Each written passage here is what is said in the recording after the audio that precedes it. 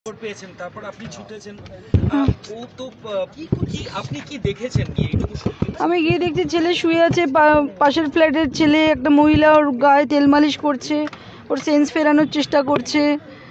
আচ্ছা কে কে ছিল ওই সময় কে কে ছিল দিদি? ওর অফিসের দুজন কলিগ ছিল, একজন রাতে 10টায় এসছে, একজন রাতে 3টে এসছিল। রাত্রেবেলা 12টা 12:30 আমাকে লাস্ট কল করেছিল যে সকালে আমি 8টার সময় আমি চলে যাব সায়েন্স সিটিতে, আমি কালকে দুর্গাপুরে যাব, তুমি একটু পরিতার সঙ্গে একটু বলে দেন। তুই বললেই তো হবে, তুই বল। তারপরে ওর কি শরীর খারাপ ছিল? শরীর কেমন ছিল? ও তো 1-1.5 বছর আগে ওর একটুখানি একটু সেন্সলেস মতন হয়ে গেছিলো, ওকে নিয়ে ওর ওষুধ খাওয়াতাম আমি। তো ওষুধগুলো ঠিকঠাক খাচ্ছিল না কিছুদিন ধরে, একটু মনে হয় মনে মুখে বলতো না, মনে মনে একটা স্বপ্ন ছিল আমার সঙ্গে থাকবে। তো আমি বললাম যে দাঁড়া, আমি নিয়ে আসবো খুব শিগগিরই। বলছে কি তোমার তো ঘর করবে, তারপর আমি বলছি না তার আগেই তো ঘর করতে, তুই আসবি তারপরেই ঘর করবো, রুম পরে হবে, তুই আগে থাকতে শুরু করে দিবি। তো খুব আনন্দের ছিল, একসাথে থাকবো। আমিও 2-3 দিন ধরে আমার ঘুম হয়নি, কেন জানি না। আমারও মনে হচ্ছিলো ছেলেটা খাওয়া দাওয়া করছিল না, আমার খুব আমিও খুব টেনশনে ছিলাম যে আমি এখানে রান্নাবান্না করছি, আমার ছেলেটা ওখানে রান্নার লোক এসে ঘুরে চলে যাচ্ছে, কখনো বন্ধুর ফ্ল্যাটে থাকছে, একদিনই বাড়ি থাকে না। আপনি দিলীপদার বাড়ি চলে যাওয়ার পর ওর লাইফস্টাইলে কিছু চেঞ্জেস এসেছিল? একটু আপসেট থাকতো, মন খারাপ হয়ে যাচ্ছিল একটুখানি, আমাকে যেটা বুঝতে দেয়নি, কিন্তু আমি বুঝতে পারছিলাম। খাওয়া দাওয়া করছিল না, কুক এসে বেল মেরে চলে যাচ্ছে, রান্না করতে পারছে না, ঘুম থেকে উঠেই অফিসে দৌড়চ্ছে, অফিস থেকে হ্যাঁ খেয়ে নেবো, অফিসে গিয়ে কিছু খেয়ে নেবো, হ্যাঁ এটা খেয়েছি ওটা খেয়েছি। আমি বুঝতে পারছিলাম যে খাওয়া দাওয়া ঠিকঠাক হচ্ছে না। আমি না সবে ডিসাইড করেছিলাম যে আমি আজকেই ওনাকে বলবো, কালকে রাতে একটু কথা বলতে চাইছিলাম ওনার সাথে। তো আর দেখলাম যে উনি একটু উনিও বেরিয়েছিলেন।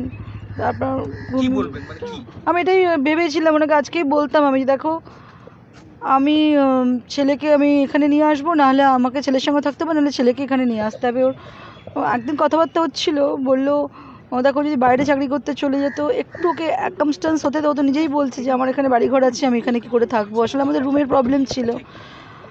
তো আমি ওটাই ভাবছিলাম যে ছেলের না ঠিক যত্ন হচ্ছে না, হয়তো আমাকে বুঝতে দিচ্ছে না, মনটা তো আপসেট, ওঠ না চঞ্চল, মাইন্ডটা ঠিকঠাক ছিল না। আমি 3-4 দিন ধরে মা, তো আমি ভীষণ বুঝতে পারতাম। আর ও মাদার্স ডে সেলিব্রেট করতে আসলো আমার বাড়িতে সানডেতে, কেক নিয়ে আসলো, আমার জন্য একটা গিফট নিয়ে আসলো, আগেই আমাকে এক্সাইটেড হয়ে বললো। স্যাটারডেতে আমি গেছিলাম ওর সঙ্গে থাকতে, স্যাটারডে বলছে মা আমি আজকে একটু বন্ধুর বাড়িতে যাবো, রাত্রে তো ফিরবো না সাউথ থেকে, কালকে আমি তোমার সঙ্গে সেলিব্রেট করতে যাব মাদার্স ডে। তো আমি এই জন্য ওর সাথে আসলাম, এসে তানিস্কে ঢুকলাম, ও তানিস থেকে আমাকে গাড়ির চাবি দিয়েও চলে গেল। আমি আবার কী বলে আইডিয়াল ভিলায় চলে আসলাম। রবিবার ছেলে আসবে বললো, তো রবিবার বিকেল নাগাদ আসলো, আমাদের সাথে আধা ঘন্টা থেকে যা তুই, বলে কি না আমি পরে আসবো, চলে গেল। বাড়িতে গেলেন সাপুরজিতে, তখন বাড়িতে কাকে কাকে দেখেছেন? ও ছিল, ওর দুজন অফিস কলিগ ছিল। হ্যাঁ, অফিস কলিগদেরও আমি ভাবতাম যে ঠিক আছে হয়তো মনটা ভালো নেই, ওরা বলতো আন্টি তোমার কাছে নিয়ে যাও, কিন্তু বলে যে তোরা তো বাড়িতে গেলে মা বাবাকে দেখতে পাস, আমি তো, তোরা আমার ব্যাপারটা বুঝবি না। আবার বলতো আমি হ্যাপি আছি। সারা রাত ছিল ওরা? সারা রাত ছিল?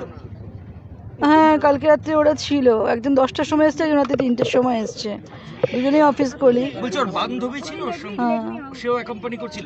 ওকে কি অবস্থায় দেখলেন দিদি? কি অবস্থায়, ওর জামা কাপড়? ও পুরো ডিপ স্লিপে, আর একটা হাফ প্যান্ট পরে, বক্সার পরে শুয়েছিল। আর একজন মহিলা, আমাদের নতুন সোসাইটি পাশের ফ্ল্যাটে একটা ছেলে, ওকে তেল মাসাজ টাসাজ করছিল যে তোর জ্ঞানটা ফেরানোর জন্য। বলছে অ্যাম্বুলেন্স আনলাম, অ্যাম্বুলেন্স ছাড়ো, আমি তো কি স্পিডে গাড়ি চালিয়ে গেছি, আমি ওকে গাড়িতে ওঠানো করি, আমি গাড়ি চালিয়ে যখন আমি 3তলা থেকে আমি যখন আন্টি ও মনে নেই, আর তুমি তাড়াতাড়ি আসো, ওকে অ্যাম্বুলেন্স।